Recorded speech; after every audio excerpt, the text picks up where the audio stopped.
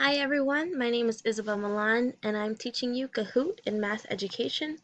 I just wanted to give you a little reference. I am a pre-education major and I'm really interested in math. Math and science are my favorite subjects, but I decided to key in on math and then show you how Kahoot would be useful in math education.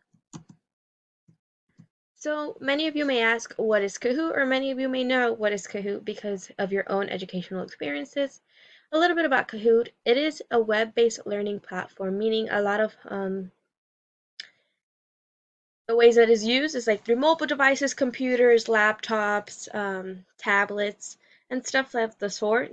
Um, it's a very interactive platform. It can be used among many people, up to 20 people on its free version and up to more on its paid for versions. It practically gamifies learning. It creates an experience for these students to be able to learn in like a game sort of setting. There's even game learnings within the thing, but even the quizzes seem to be very enjoyable rather than your uniformed quiz. And that's how I would like to introduce the next point is really like it provides a break from the usual classroom. Obviously, you still have quizzes in the classroom, you still have tests and stuff, but a lot of the homework that you can provide through this or a lot of the interactive assignments you may do in Kahoot are very engaging. They promote learning in a different way that is not the usual pen to paper, and interacting with technology as it's such a big thing in society right now, it is a great way of teaching your own students how to interact with technology and how to use it for good. There's many applications that you can use within the Kahoot, and a lot of it is dealt with student-paced learning. These can be assignments that you pace your students through that they can do from home or in the classroom with the use of a electronics device. And then there's settings that are Teams versus Classic. A little bit about Teams versus Classic. Teams is when you're using group work to interact in like these quizzes or game modes, and then the scores are based on your teams. And then Classics is your comp competition between individuals within the classroom. And obviously, flashcards can be super beneficial, and Kahoot provides flashcards for many students in student learning.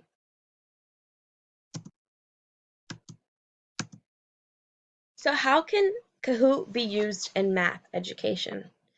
For many ways that I've explained before, it can be used for group work. I find it beneficial in my own future training or future career that I'll be able to use it in group work, that I'll be using it for Kahoot quizzes a lot, for assignments that groups can do within each other. It's interactive.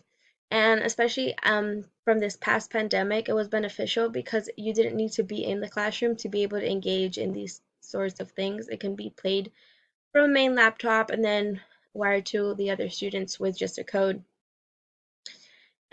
It's also very great in assessing students' knowledge. Like I mentioned many times before, the quizzes that are in Kahoot, which is it is most well known for, is beneficial in assessing the students' knowledge by being able to see their scores at the end. All of that is tracked. If you ask your students to use their correct names within the program, you're able to note the students' scores, and then based on that, you can grade them. There's also student-paced challenges that I mentioned before. They're very interactive. It allows the student to engage in their own learning and take control of it. Flashcards to review. I've also used this in my own educational experiences. It was very beneficial, like when I was studying for like tests and such, that I would need to know certain information or certain keywords, especially like anatomy and such. I really love this application because I was able to gain an understanding of the information really fast. Peer-to-peer challenges, I find this most motivating because like competition is rampant in the classroom setting and people just love to compete against each other. And I find this to be a fun way to be used in the math classroom. Review quizzes, this is what I personally used it for the most in my own educational journey, and it was basically my teachers would do review quizzes a day or two prior to the actual test on like Fridays or Mondays, and then we would review all the content, and then whatever we didn't know, it wasn't graded, which I find very great because you're not having to grade students based on their performance, but you're giving them a sense of knowledge, you're giving them information that they will need to key in on for their own assessments in the classroom. Student projects. Not beyond just taking control of their own education, students are able to create their own Kahoots to prove that they're learning stuff. Like they can create flashcards, they're able to create their own courses, and they're able to create their own quizzes to really grasp an understanding of them knowing and understanding what they're learning and the topics in the classroom.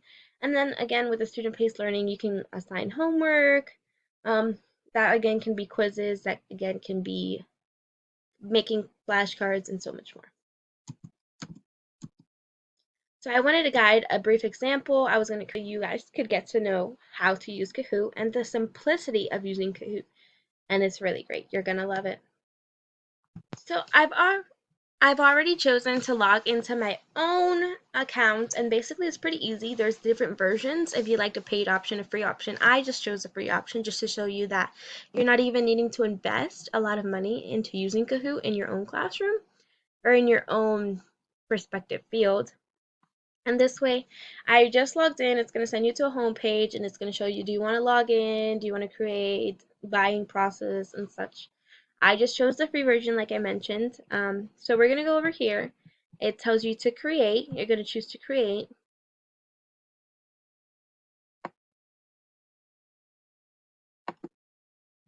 I'm going to choose Kahoot. I will not be doing a course for this moment.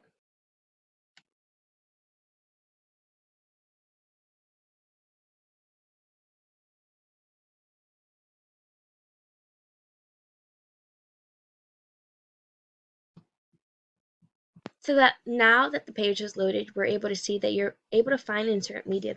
The media doesn't have to be saved onto your computer. There's free options as well. Here we go. You're going to choose the add button so you can add your own media. Let's see these topics. You see science and I see math.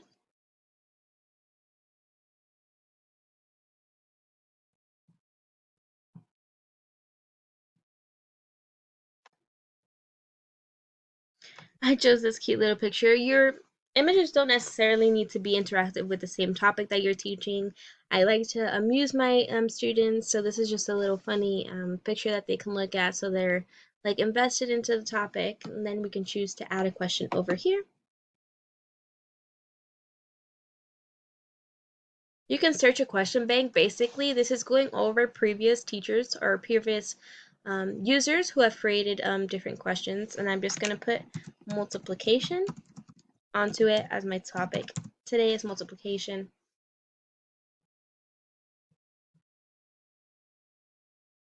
The system will automatically just review what it has on its own, and then it's going to give you some sample examples.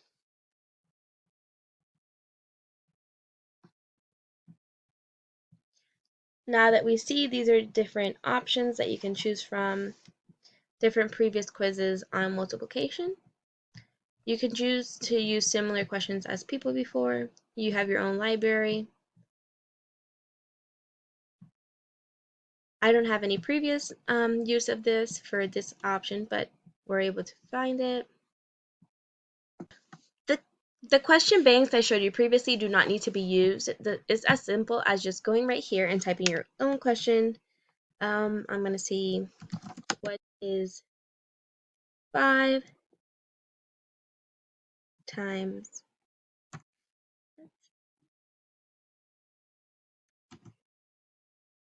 done. And then your answers, obviously, you put here. As simple as that. We're going to go with the first answer being the correct answer. The second answer being an incorrect answer, and then so forth. Multiple answers can be the correct answers. You will just have to enable that in the settings.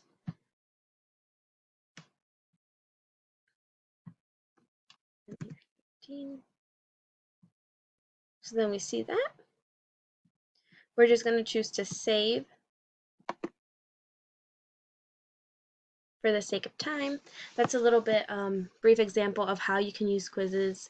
You keep it as a draft, you go back to editing, you continue to fix it, and the correct answer is not selected. You will obviously have to select the correct answer, which obviously, as I mentioned, would be the triangle. You just select it and then it will show the right answer. And then you see points and limits. You can do it by timing them. It also works to increase their speed in answering questions through this online application. Now moving on to my final thoughts. I know this video is cutting a little longer, but I really enjoyed it. For my own learning experience, I have very positive memories of using it, working in groups. It was really competitive, really fun, really engaging. I feel like it really takes you outside of the classroom setting because it's not the usual thing that it's pen to paper, like I mentioned, just taking tests nonstop or like focusing on a lecture. It's just an interactive way to like see the response between your students and you as a teacher to see how your students are doing. It is very fast to create, like I mentioned to you, beyond connectivity issues. It's very simple, very fast to use. Very little training needed, basically. You see the spots where it's used. Beyond that, there's many videos online that can teach you how to use the application, and they're between 2 to 3 minutes showing you how to even create a quiz, how to add courses, how to use other teachers' contents in your own framework, and just making lessons off of that. It would be really great. I love the idea that it's able to be mobile. The students don't have to be in my own classroom exactly to be interacting with this application. Like I mentioned so many times, in my own observations in schools, they students have loved it. They found it very engaging. They like the competitive nature of it, and they just find it really fun to be able to work with their classmates on questions and not feel like they're being graded, because all of these do not have to be graded. And then again, it's just an overall positive view of what Kahoot has been for me.